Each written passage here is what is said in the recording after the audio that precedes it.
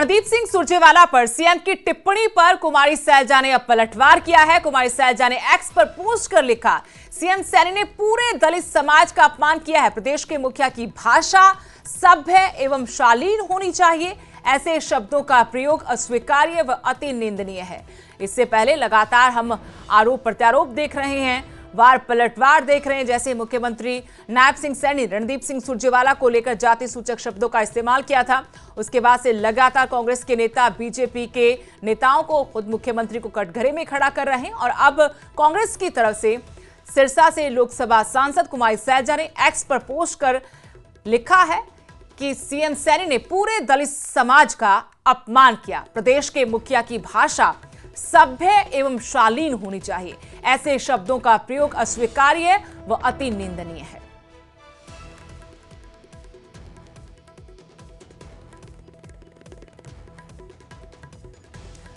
कांग्रेस प्रवक्ता वेद प्रकाश विद्रोही जी इस वक्त मेरे साथ फोन लाइन जुड़ गए हैं। वेद प्रकाश विद्रोही जी, सबसे पहले तो बहुत बहुत स्वागत आपका न्यूज 18 पर। धन्यवाद आपका। मुख्यमंत्री नायब सिंह सैनी ने रणदीप सिंह सुरजेवाला को लेकर जो जाति सूचक शब्दों का इस्तेमाल करते हुए कटाक्ष किया था, तंज कसा था, उसको लेकर ये पूरा का पूरा मामला तूल पकड़ता जा रहा है। कभी बीजेपी तो कभी कांग्रेस के नेता वार पलटवार कर रहे हैं। अब कुमारी सैलजा ने कहा कि ये तो पूरे दलित समाज का अपमान है। उधर बीजेपी कह रही है, बीजेपी के तमाम नेता कह रहे हैं कि इसमें कुछ भी गलत नहीं था। देखिए, ये भाजपा का दोहरा मापदंड है। जब भी सुरजेवाला ने कोई लोकोक्ति के रूप में भाजपा पर प्रहार किया, तब वे उसे किसी न किसी जाति से, किसी न किसी समाज से जोड़कर कहते थे कि भाई अपमान हो गया। और जब मुख्यमंत्री जी भी सत्ता मद में चूर होकर जिस तरह उन्होंने तंज किया, हंसते हुए जिस तरह अपमान किया, क्या वो एक जाति विशेष का अपमान नहीं है? क्या वो अनुसूचित जाति का अपमान नहीं है? और किस बात पर तंज कसा? सुरजेवाला ने कोई गलत सवाल नहीं उठाया। सुरजेवाला ने सवाल उठाया था एमएसपी का कि भाई जो अपनी धान की खरीद है वो पूर्व की तुलना के अंदर, जो पिछले वर्ष की तुलना में वो कम हुई है और 14-15 नवंबर को धान का बंद हो जाएगा। तो इसका मतलब है भाजपा सरकार अपने वादे के अनुरूप धान नहीं खरीद रही और ऐसा स्थिति करना चाहती है कि भाई किसानों को एमएसपी ना मिले। इसमें जो शब्द मुख्यमंत्री जी ने प्रयोग किया, जो तंज कसा, वो कहाँ फिट बैठता है? वो विशुद्ध रूप से सत्ता अहंकार का जाति सूचक शब्द है और जो ये बताता है कि भाजपा को सत्ता मिल गई तीसरी बार, और तीसरी बार सत्ता मिलने के बाद वो अपना वाणी का भी संयम खो चुके हैं, वो अपनी तहजीब भी खो चुके हैं और विपक्ष के प्रति जो सम्मान की भावना होनी चाहिए वो भी खो चुके हैं। और जो उनसे सवाल पूछा गया उस सवाल से भी भागना चाहते हैं।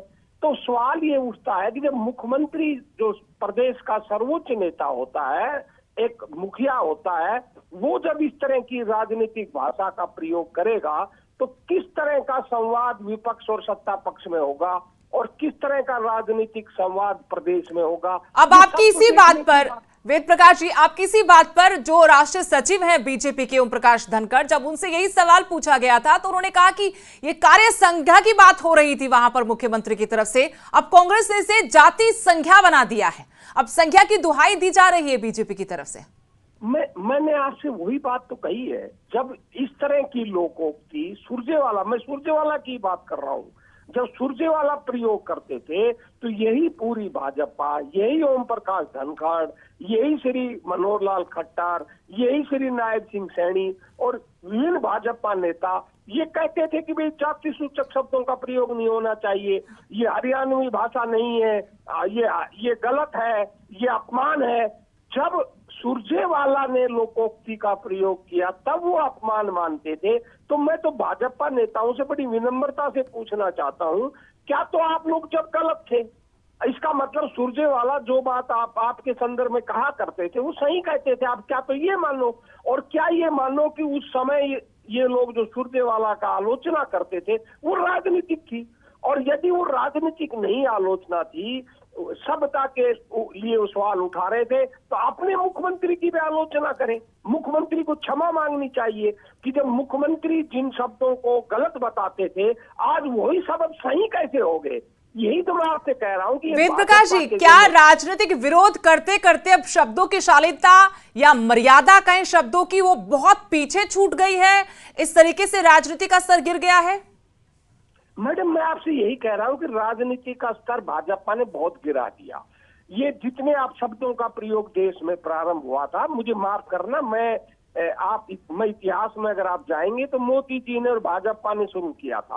और कहां से शुरू हुआ ये भी आपको मालूम है। नेहरू गांधी परिवार के खिलाफ, सोनिया गांधी के खिलाफ, राहुल गांधी के खिलाफ किस तरह के शब्दों का प्रयोग 1900 में, 1999 में, 98 से जो शुरू हुआ था, किस तरह चलते चलते वो यहाँ तक आ गया, वो बड़ा दुर्भाग्यपूर्ण स्थिति है। और आप भाजपा के नेता, मैं मुख्यमंत्री जी की बड़ी तारीफ करता था, बहस भी होती थी मेरे साथ भी, मुख्यमंत्री जी एक दो कार्यक्रम में डिबेट में आए। मैंने हमेशा कहा कि भाई श्री नायब सिंह सैनी एक शालीन व्यक्ति है, परंतु मुझे तो आश्चर्य हुआ मुख्यमंत्री बनने के बाद, और विशेषकर लोकसभा चुनाव में भाजपा को जो हरियाणा में हार मिली, 5-5 सीटें बनी, उसके बाद तो मुख्यमंत्री का रवैया ही बदल गया।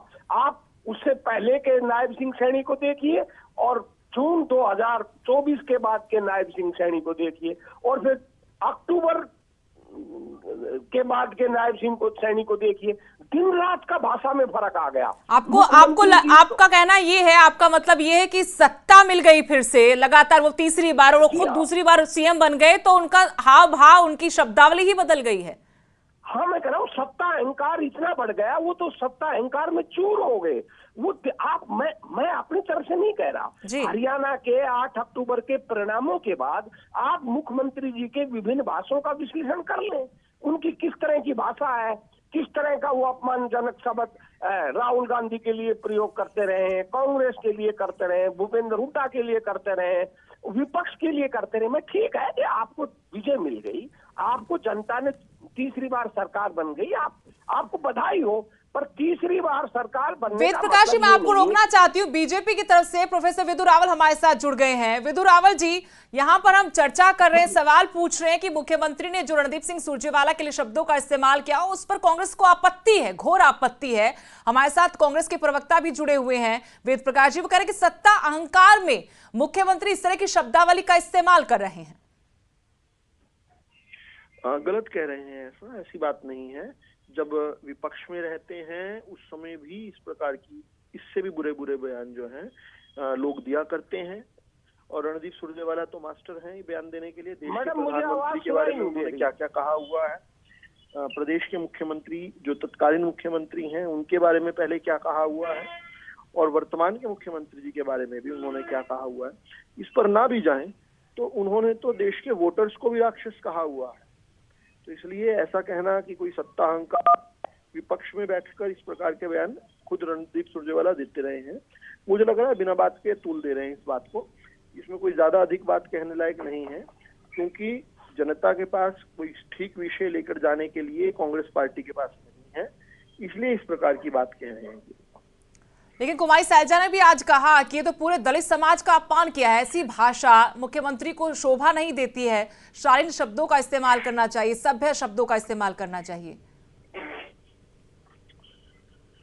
देखिए, कुमारी शैलजा जी का अपना एक बैटल है अपनी पार्टी के कार्यकर्ताओं के साथ, अपने पार्टी के नेताओं के साथ। उन्हें मुझे लगता है कि वैसे भी अलग अलग प्रकार के शब्द जो हैं उनकी पार्टी में रहते हुए उनके बारे में उपयोग हुए हैं, हमने देखे हैं।